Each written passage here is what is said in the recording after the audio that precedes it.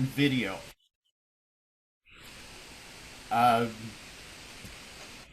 Some of the volume of the audio may vary at times, so you may have to adjust the volume on your computer. The Q&A session, however, will be live, and it will be conducted at the conclusion of Sandy's presentation. So with that, I will turn it over to Sandy for her to introduce her presentation. Hi, everybody.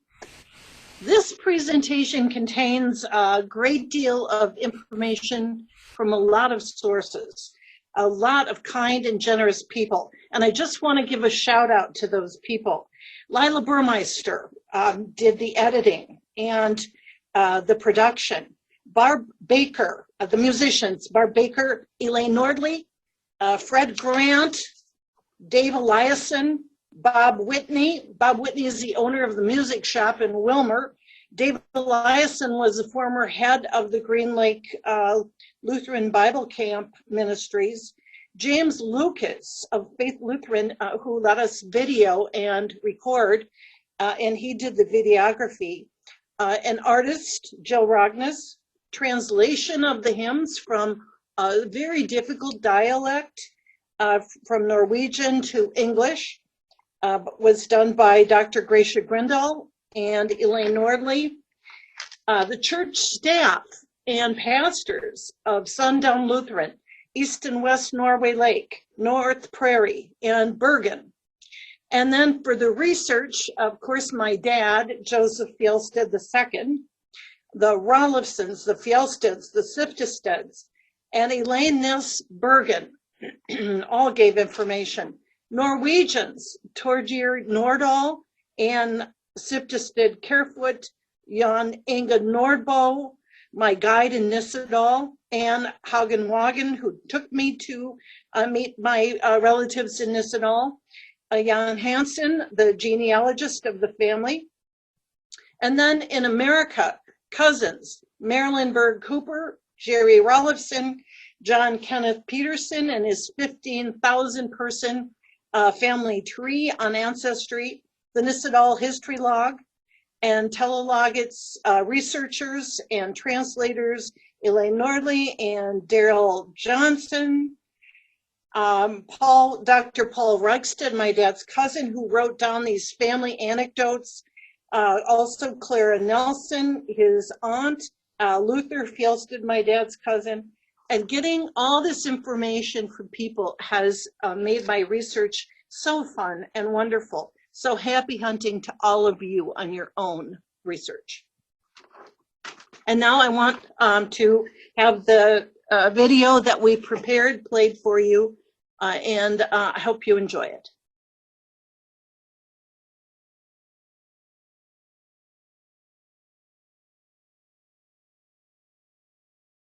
My great-grandfather, Rolf Fjelstad, was born on September 1st, 1849. He lived a fascinating life, a life I didn't know anything about until I started researching his family about 8 years ago. Rolf was the son of Knut Rolfsson, Reina, and Susanna Vivica Siftested. The two of them lived on either side of Lake Nisser, which is one of the largest lakes in Norway.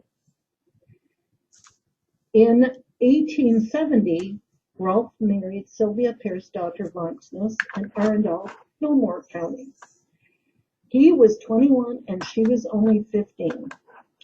They were the parents of 6 sons and 3 daughters, and 2 children who died and never achieved adulthood. 3 of his sons were Lutheran pastors. Rolf died of a sudden heart attack in Springfield, Minnesota in 1912. This is the Fjelstad family in about 1910. They were in Granite Falls for John's wedding. John is standing in the back on the left. John ran away from home when he was 15, and he joined Teddy Roosevelt's Rough Riders and fought in Cuba, according to one of the family's legends. When he came back to atone for running away, He went to the seminary to become a Lutheran pastor. He went to Augsburg Seminary. And then he went to Madagascar to become a missionary for a number of years. His brother Luther also went. His brother Rudolf. Luther is Rudolf's son. But Rudolf is standing in the back on the right. And he also became a Lutheran pastor, having graduated from Augsburg Seminary. Now, my grandfather is the little boy sitting on the ground. His name is Joseph. And he went to Luther Seminary.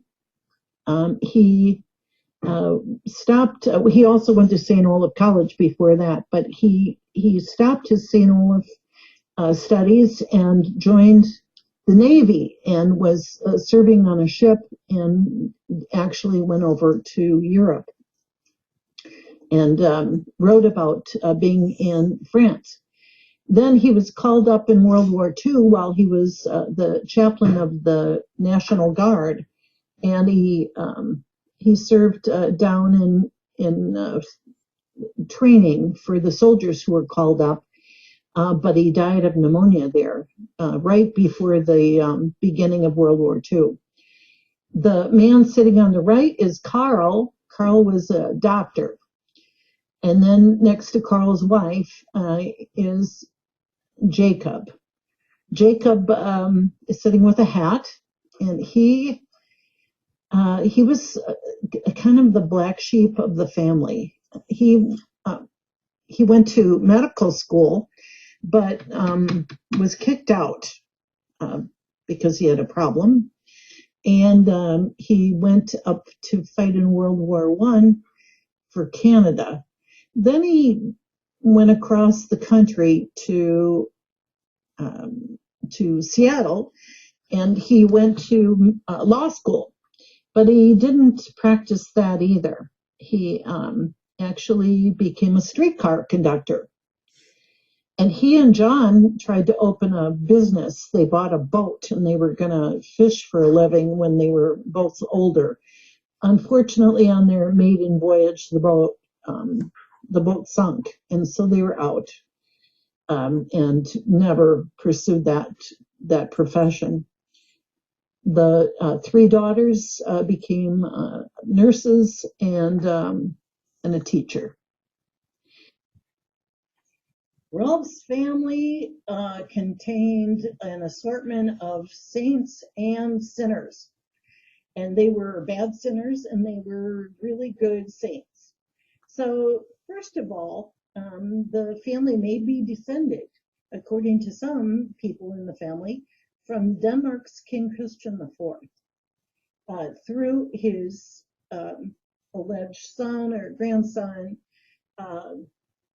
whose last name was Quisling, and his first name Lauren.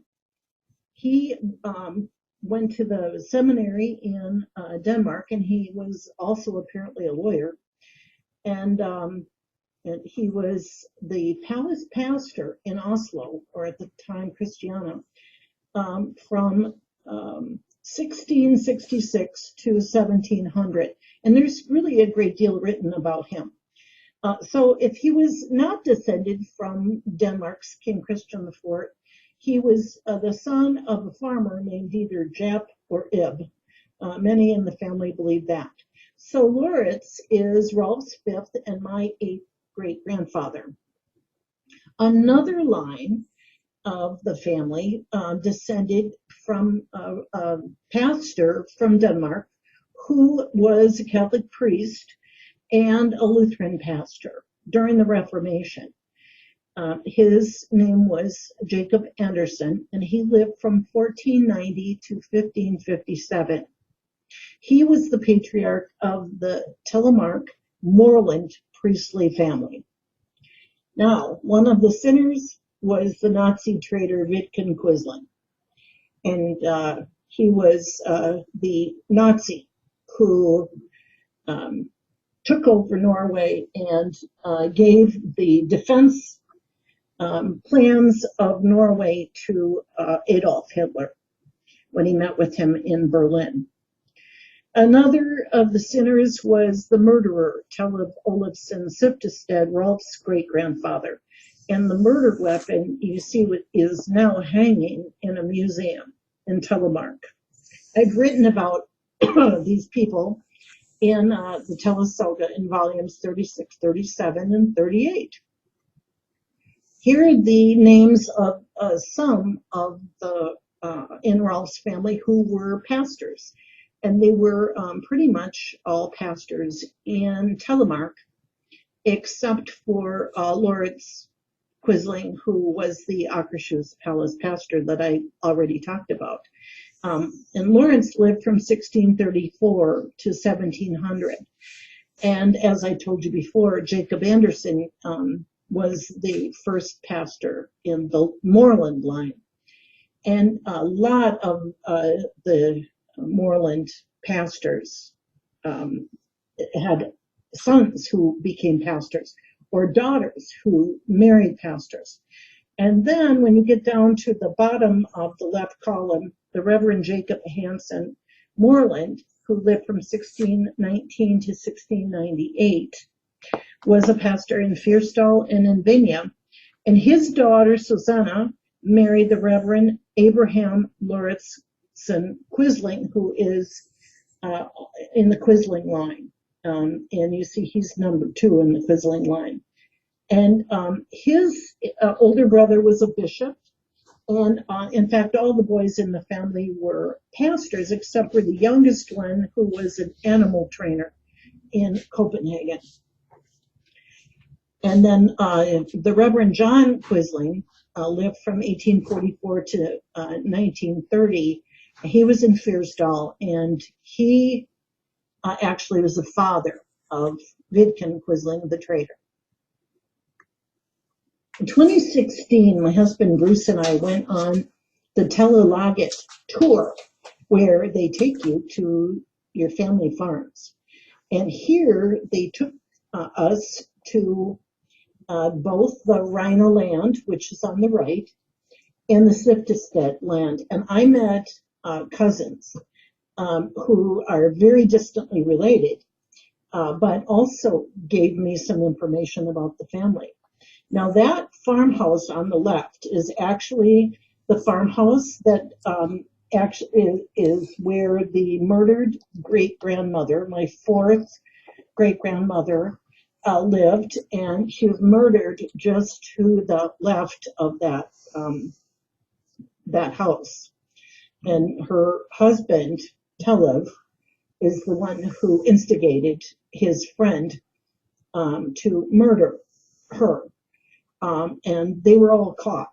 Telev was sentenced to life imprisoned in prison in Oslo at Akershus fortress, and he leapt to his death in 1808 after all his appeals ran out. His girlfriend got several years in prison, and his friend, the murderer, he was beheaded and his head put on a wheel, so everybody could see what happens to you when you're a murderer. Now that Rini land, or Rhina, I always pronounce that wrong, was important because Rolf went back in 1900 to visit his family in Nissedal. And he wrote a song sitting on top of the mountain, Golden Mountain, and looking at and remembering his childhood home. Before we went on our trip to Norway in 2016, I commissioned Litchfield, Minnesota artist Jill Ragnes to paint a vision of Rolf visiting Nissedal and his family and friends in 1900. Here Rolf is in front of the Nissedal church, riding a bike that he borrowed from the sheriff. His sheriff was his second cousin. And he had a fiddle with him, and he said that he played that fiddle and sang his songs that he wrote. We don't have the music to those anymore, but we do have the words. He also preached. So the words to one of his songs, I put the together again as a title. He entitled it simply Song 1. And the words are, from Golden, I see the valley so lovely, the place that holds me with field and meadow green. I see there the place where I first saw light, the place where my cradle stood in its nook. Home, my childhood home. Surely no spot on earth was as lovely as you, my home.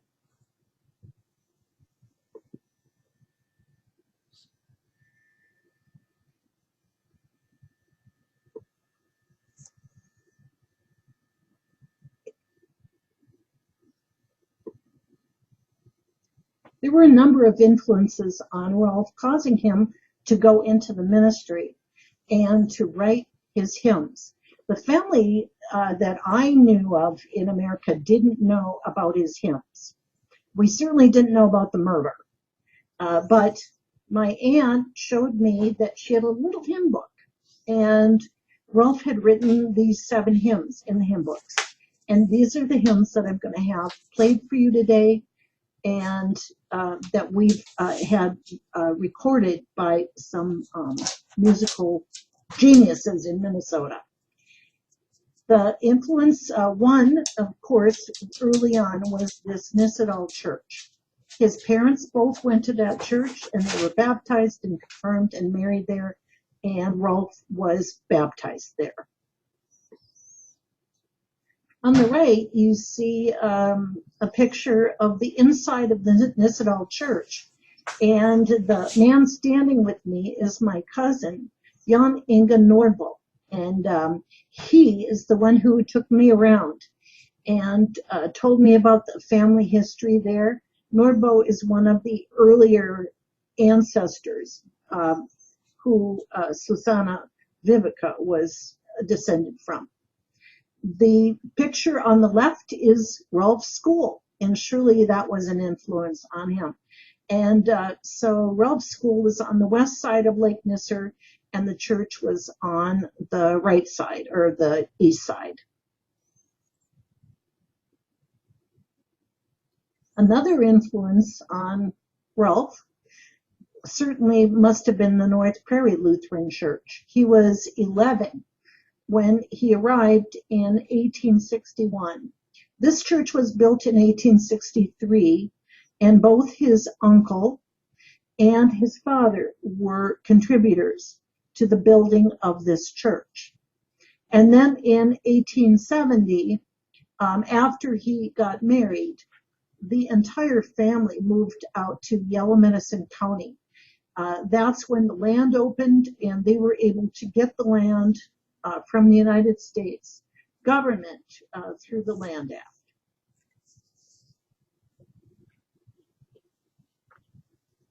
This is a portrait of Rolf's parents and their children and grandchildren. The couple in the middle, the man with the graying beard, is Knut, and his wife, Susanna, is to his left. And then my great-grandparents, Sylvia and Rolf, are to Knut's right. And they have their little children in front of them. Their oldest, Carl, is sitting there, the boy in the front row with his arms crossed on the left. There are 2 boys with their arms crossed. They're both named Carl. But the one on the left of the 2 crossing their arms is the oldest of Rolf and Sylvia. The one to his left, the boy crossing his arms, is the other Carl, is an interesting character too. He was the first science professor.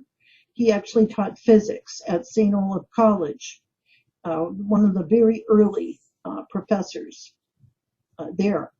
And he went on to be a professor later on. He also went to medical school, and he was a doctor in Superior, Wisconsin. Then he went back to being a professor because he said he no longer wanted to be paid by being gifted with blueberries. All of these people, with the exception of the Bergs on the right of the photograph, they were all Rolfsons. They kept the name Rolfson, and my great-grandfather is the only one who changed his name to Fjelstad.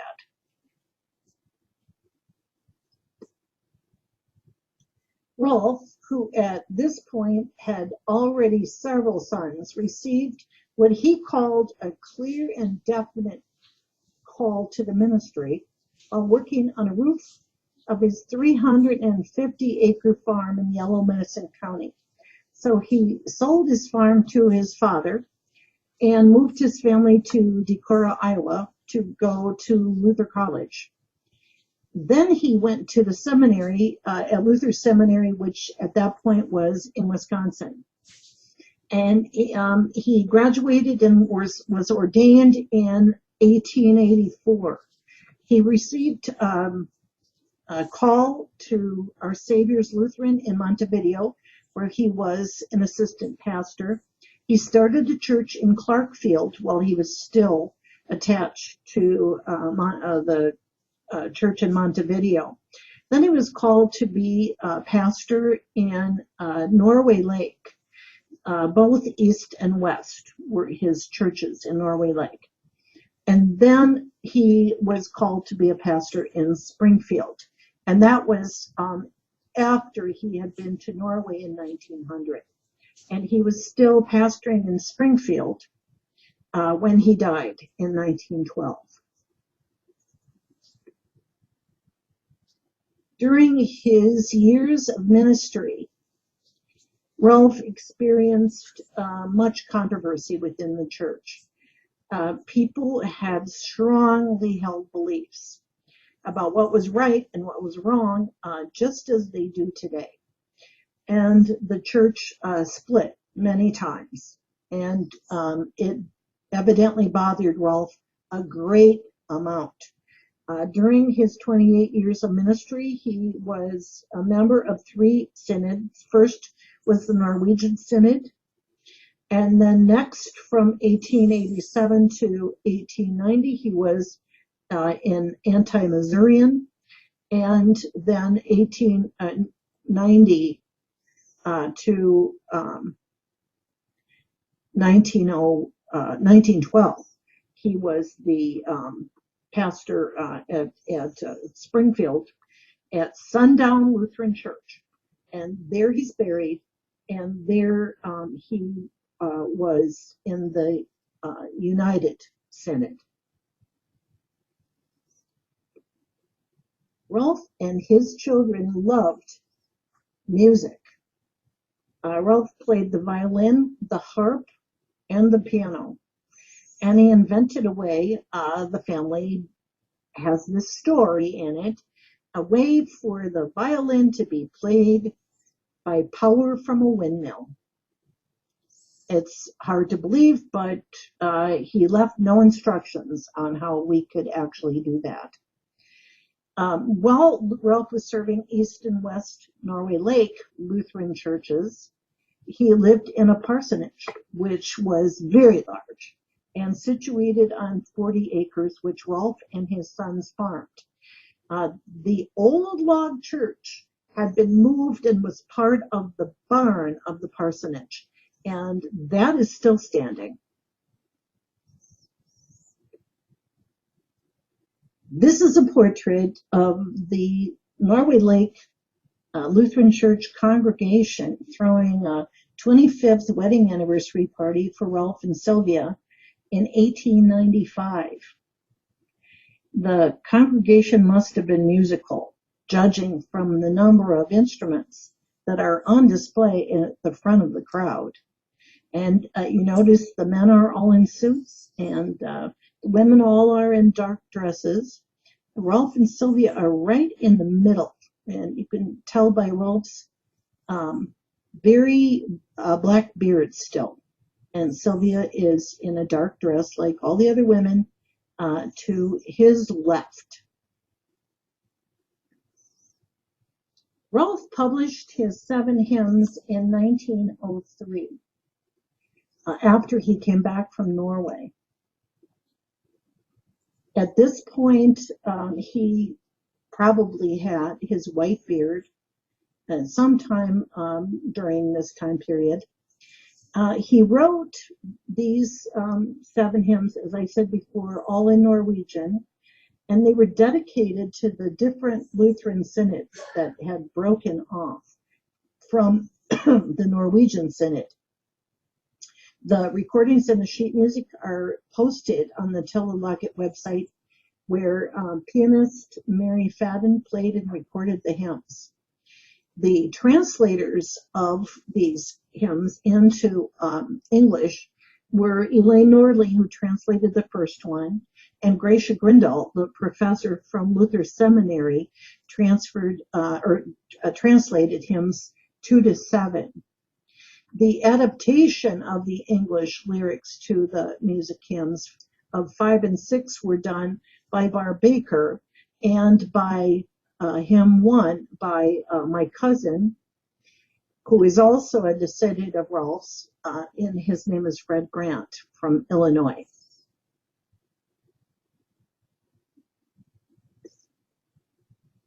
Hymn 1 is an overview of the Christian faith, of a call for unity and a call to hold Jesus as Lord of all.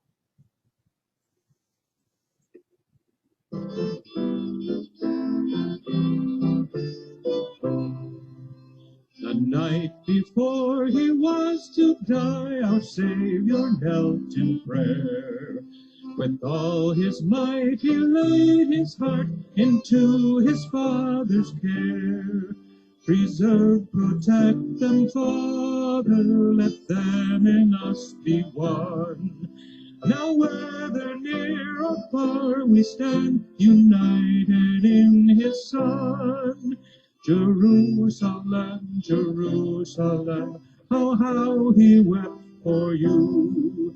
But in the age to come your holiness shall be renewed.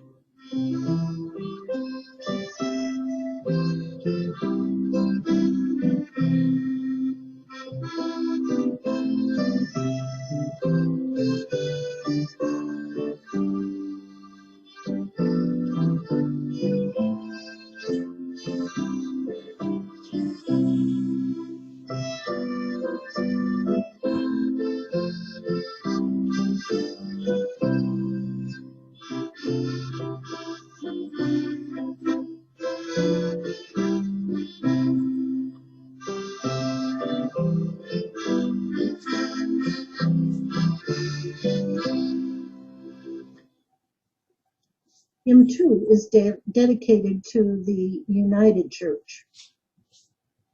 And the first verse of it is, our God a church has built us, a vineyard rich in wealth and life. In unity it's working, among our people torn by strife.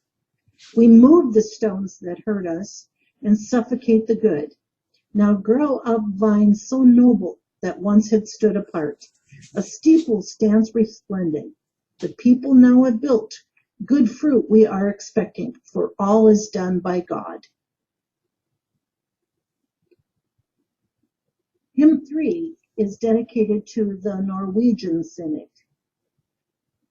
The first verse of this hymn is, see, God's church has been divided to several churches which God hinders when people pray for unity. Zion's wounds have caused great sorrow, and many hearts were bound to suffer. The strife has emptied out God's church. To them the cause is clear. They know what happened here. In the synod, from many hearts, you hear a cry rise up to God. Repenting now, you hear a cry, repenting now.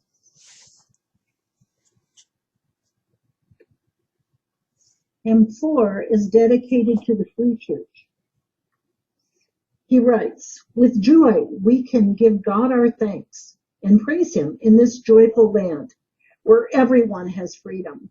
No state, no pope dare hinder us, for we will do all that we should with gifts the Spirit grants us. No power nor robe, makes us better. No one lives for such an honor. The free church needs little glory.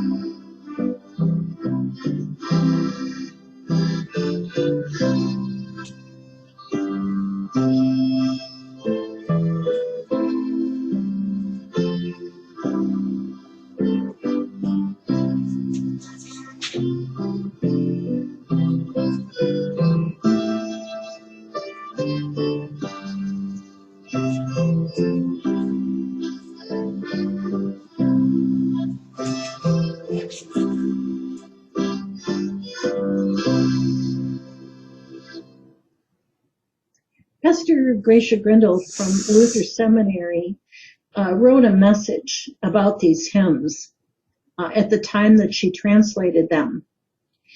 She said, Pastor Fjelstad had good reason to write these hymns. They are historically significant. He went to Luther Seminary and became a pastor in the Norwegian Synod. When the predestination battle broke out, he went with what was called the anti-Missourians, who opposed the Norwegian Synod for its belief in predestination, which rankled the Norwegian Lutherans from then until now. At Luther Seminary, it was called First Form or Second Form Lutheranism. The anti-Missourians called for a merger with the conference centered at Augsburg and the Norwegian-Danish Augustana Church, which founded Augustana College, a small break-off from the conference. They joined the United Church in 1890 to great fanfare.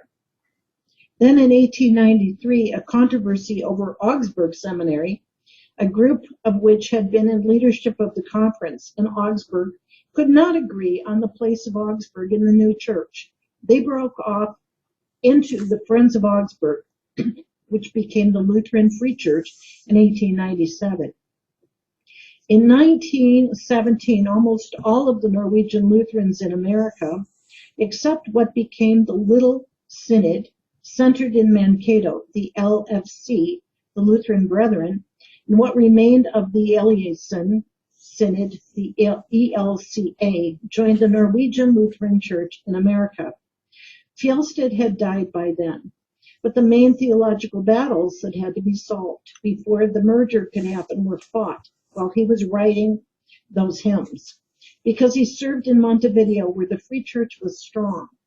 My great-grandparents were pioneers there from 1868 and strong Free Lutheran people. He knew of all these different strains and had probably suffered much because of them. He obviously preferred the United Church, which he happily joined. And Professor Grindle is also has roots in Telemark, and told me that she goes there every summer. Hymn 5 is dedicated to the Haugi Synod, which was begun in Norway and which did spread all around. And Haugi was actually imprisoned for his work, and the state church did not appreciate him.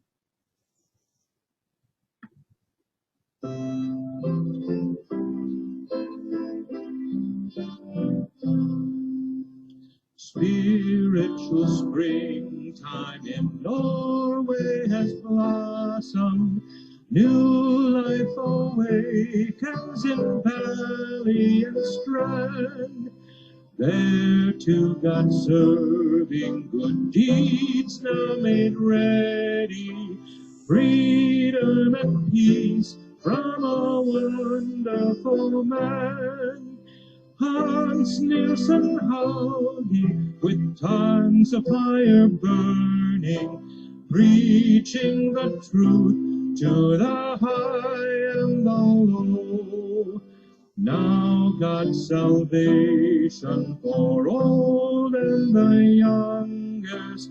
See how God's mercy and life He bestows.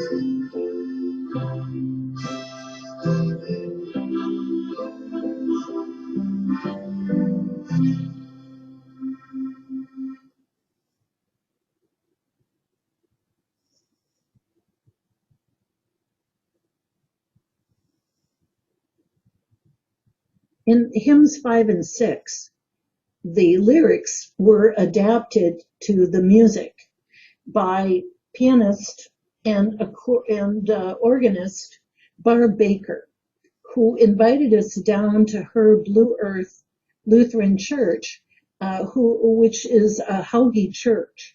And we were able to sing, and she played these hymns, and we were able to meet some of Haugi's descendants. And there is a strong presence of the Haugi Synod that still exists there.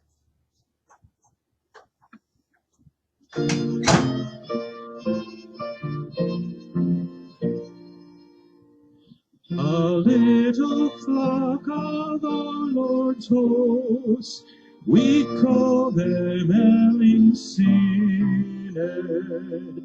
But difficult it really is, their burden very heavy. When all the Lord requires be done by those who are so very few, with many tasks unfinished, with many tasks unfinished.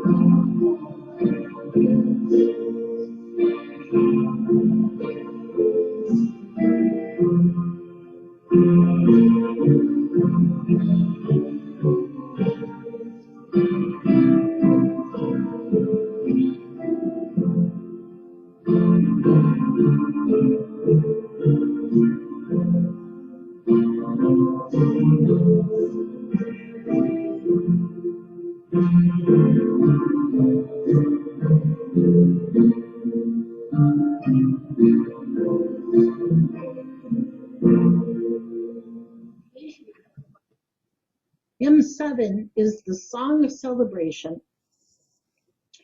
An alternate tune, Rolf Fjelstad said, is Mighty Fortress. He writes, "Oh, think what joy that day will be when party lines are broken and joined together we will see, all gathered round the altar with heavenly manna good, where Jesus gives us food. Our Father will be glad and Satan will be sad to see our folks united. So it is lovely here to live in peaceful, glad pavilions, together in the Lutheran faith, not dead, but truly living. The life and teachings true, we joyful Christians prove. There's life in God above. His kingdom comes with love, and heaven's hosts rejoicing.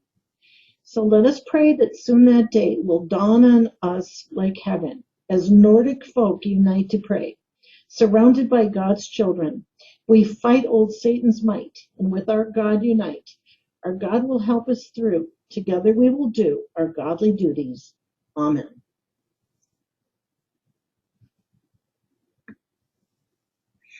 And here we Fjelstad descendants are at the Sundown Lutheran Church, Rolf's last parish. He and Sylvia are buried there behind the church. And in the photograph, you see my dad, Joe Fjelstad, and his first cousin, Luther Fjelstad. Luther was a superintendent of schools in a number of places in Minnesota. And Luther's children, Mark and Margot, my grandsons, Jack and Ethan, and me, enjoying each other and enjoying learning about our great-grandfather. Thank you.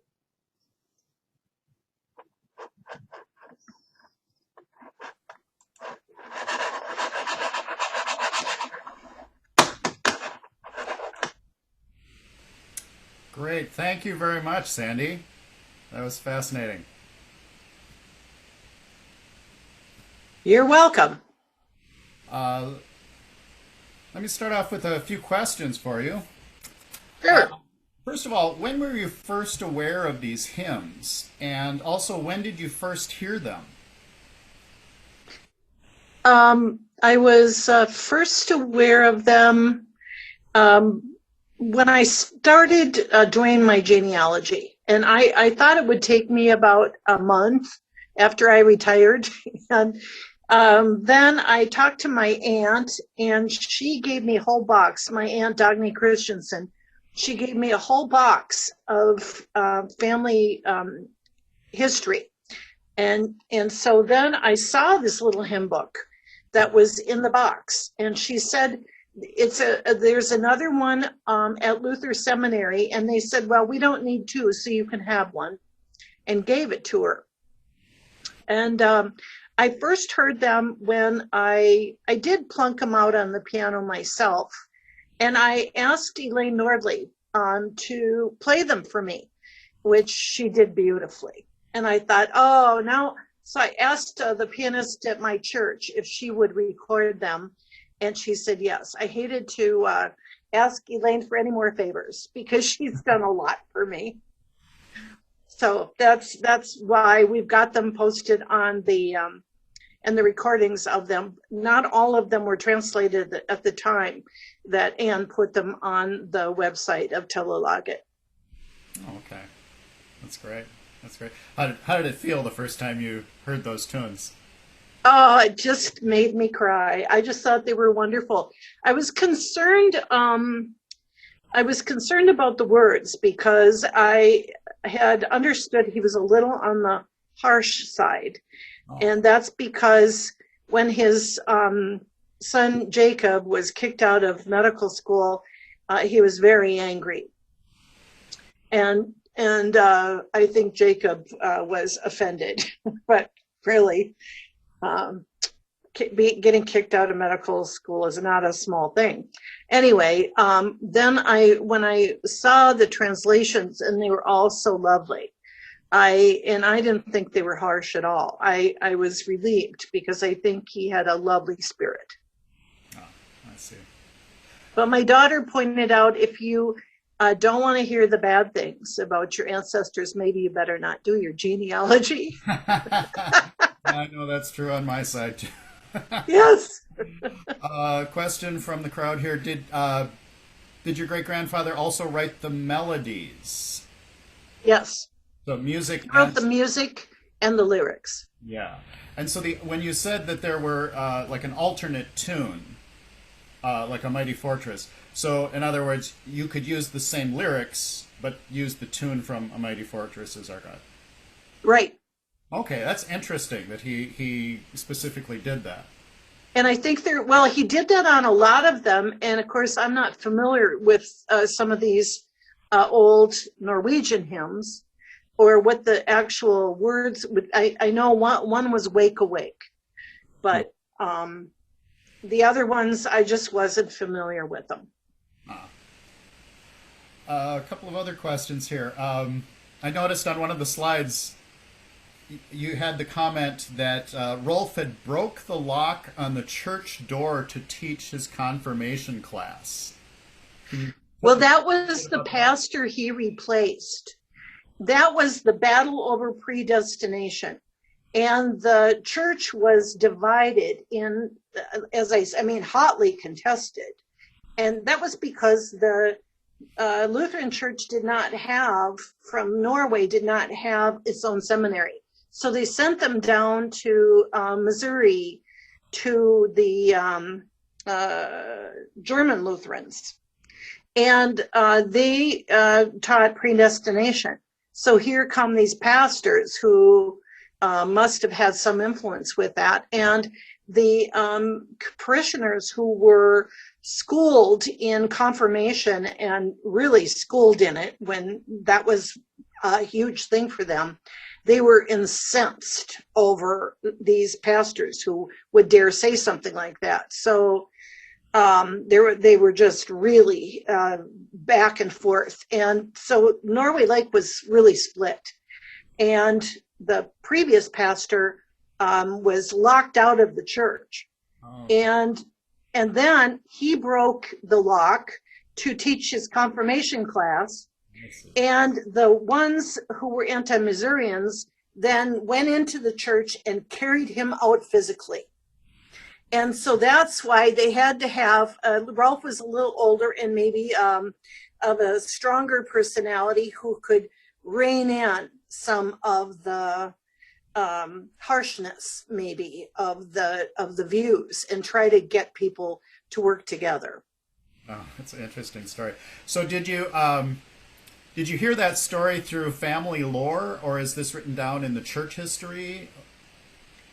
Through both. Actually, there's a Norway Lake Historical Society, and I've been out there, and they were beautiful. I had a lot of family and friends who went, and I think I invited you, and you couldn't go because it's 2 hours away, and out there by Norway Lake. And so they actually put on a whole presentation for us, and they're fascinating people. They're really they have a lot of interesting things to say and to show.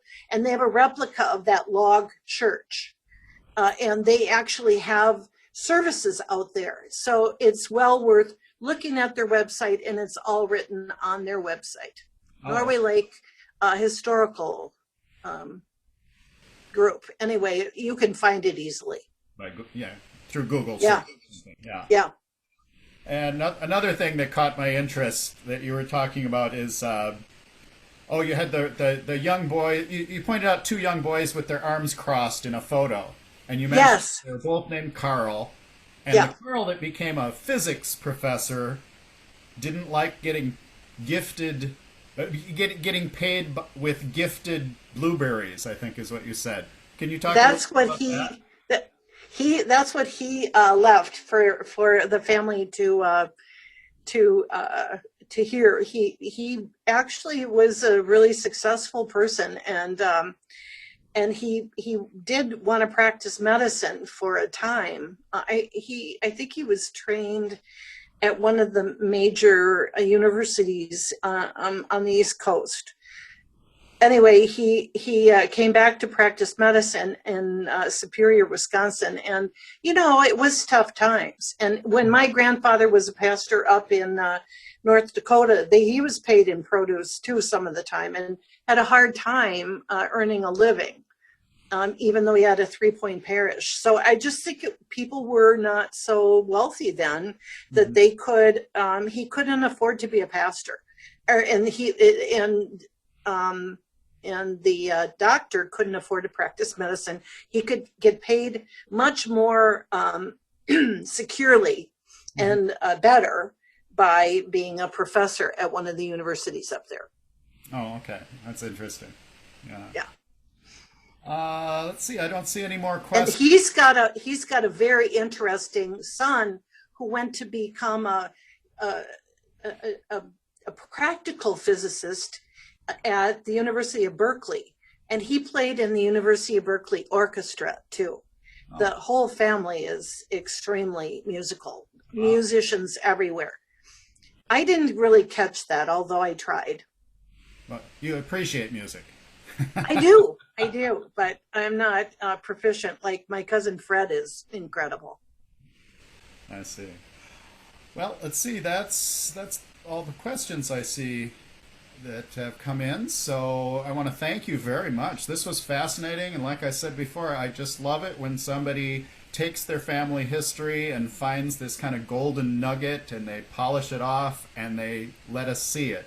It's a gift to us, and like I said before too, it just has me going on all the different ideas that I might want to do with my own family history. Well, I think if you put in art and you can do a visual picture, I do think that people appreciate that, and this is really a gift to future generations, that they can know what did they think, why did they do what they did. And I'm always curious about that myself. And I think you've done a great job in trying to tell that story about your family, too. Oh, well, thank you very much. Your family of witch doctors. Yes. Very witch doctors, yes. That's for another presentation. So Yes. And you're getting a lot of kudos here. People are saying they really enjoyed it. Thank you for all your labor of love in tribute to remember this man who poured out his life in service of our Heavenly Father. I think you can see these other comments that are coming in. I think this was greatly appreciated, and once again, a very interesting, very fascinating story, and thank you very much for sharing your research with us. Thank you for asking me, Jeff. Alrighty. Well, that's the end of the morning program. Please come back this afternoon at 1 p.m., or we start at 1 p.m., so try to log in a little bit earlier, and we'll see you all later. Thank you very much.